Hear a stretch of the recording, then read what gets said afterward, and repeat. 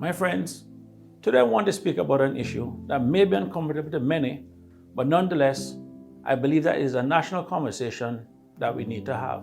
However, before doing so, I want to first explain the dependency ratio and why it is important to us. The dependency ratio is an age population ratio of those not in the labor force, which is namely children and seniors, who are dependent on those in the labor force. This ratio measures the pressure placed on those of us who are of productive age in the population. For example, if you're a single mother with 2 children, and let's just say you also have one elderly parent living with you, you would have a dependency ratio of 75 because of the 4 people in your home, only one person is productive and bringing in an income. This is not good as it places more pressure on one person and thus the reason a high number is looked at negatively. Equally, if you're a married couple with only one child, you'd have a dependency ratio of 33, as only 2 of you would be at the productive age and only one person, your child, is a dependent. Coincidentally, per our Economics and Statistics Office, the Cayman Islands had a dependency ratio of 30 back in 2019. On the surface, this may sound positive, but in reality, it places the Cayman Islands amongst the top 15 countries in the world. For comparison's sake, the USA is around 24, Canada is around 26, and the UK is at 29. Closer to home, Trinidad is at 16, Jamaica is at 13, the Bahamas at 10, Belize at 7, Honduras at 7, and Nicaragua at 8. The United Arab Emirates and Qatar are the countries with the lowest ratio, which is below 2.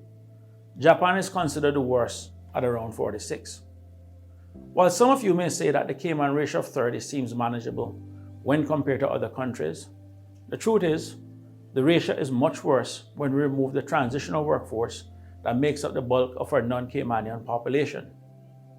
Again, using that information from 2019 as prepared by the Economics and Statistics Office, the actual Caymanian ratio is around 53 and worse than that of Japan. Like I said at the start of this video, this will be an uncomfortable discussion, but nonetheless, it is a national conversation that we need to have.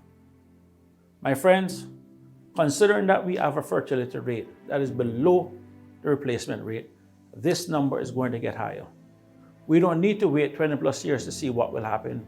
We have a present day example in Bermuda, and I encourage you all to read the report from the SAGE Commission that was created back in 2013. Bermuda recognized their challenges and are now taking steps to address it. We need to do the same here in the Cayman Islands. So, what does this entail? Well, first of all, we need to address the issues today that will affect us tomorrow. One such issue is that of pensions. As many of you would be aware, last year the Parliament of the Cayman Islands voted to give businesses an opportunity to participate in a pension holiday, as well as to allow some employees in the private sector to make a one-time withdrawal of up to $10,000, as well as 25% of the remaining balance. And while the amount was different from what I and some of my other colleagues proposed, we were still supportive of the initiative as we believe that the people and business owners needed some financial relief at that time, as there was a lot of uncertainty in Cayman and around the world. I can tell you that my decision to support the pension holiday and to allow people access to their pension funds was not taken lightly. I have always been concerned with decisions taken today and it will affect the Cayman Islands of tomorrow.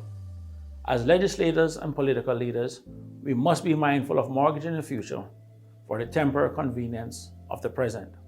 However, if we are to be honest with ourselves, there were challenges in our pension system well before COVID-19 when considering a contribution rate of 10%. Think about this for a minute. A contribution rate of 10% means that it would take 10 years to save 1 year's salary. If a person worked for 50 years until they're around 65, they would have saved 5 years' salary. What can they do with 5 years worth of salary when considering the life expectancy for men is close to 80 and women 85 years of age? Men would need at least 15 years of salary and women would need near to 20 years of salary. Even if the pension contributions are invested so much so that they double during our working years and you end up with 10 years worth of salary, our men would still be short 5 years and women would be short 10 years, even worse than the men. My friends, we cannot continue down this path. All of us who call the Cayman Islands home have a responsibility to ensure that our people should be able to have a decent quality of life with dignity after they have finished their working years. We need to review the pension contribution as well as the structure of our pension system to reduce the shortfall. This review will be necessary in light of the hundreds of millions that was withdrawn from the pensions last year. Consider this: if you're working for around 30 years and you took the maximum of 25%, in essence, you'd have taken more than 7 years of pension contribution, thus increasing the shortfall and the amount available to you in your golden years. Additionally, while we are doing this review, we also need to look at creating a safety net for people in times of emergencies. My friends, most of us make our living from providing a service. God forbid that something was to happen to us or a loved one. How would our family be cared for? Do we really want to continue to live in a society where our families are one heart attack, one stroke, one medical emergency away from being bankrupt and falling on hard times? My friends, elections have consequences. It allows those in the majority that form the government to pursue their policies. I'm happy to know that there are other independent candidates, other good men and women that also recognize and support this initiative of creating a safety net for our people to be able to draw on in times of emergencies, so that in their hour of need, their families can be cared for with dignity and they don't have to feel like beggars. Tomorrow, Monday the 1st of March, is nomination day. I encourage you all to take a long look at the candidates and support those that are speaking about policies and legislation to make our lives better, to make our country better. Those candidates who you know will look not to their interests, but to the interests of all Caymanians. You are electing people to run a country of around 70,000 people with a GDP of around $5 billion. This is a big responsibility. This is real life. There's no oops, no do-overs. Again, my friends, elections have consequences.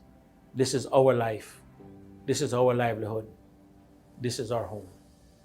God bless.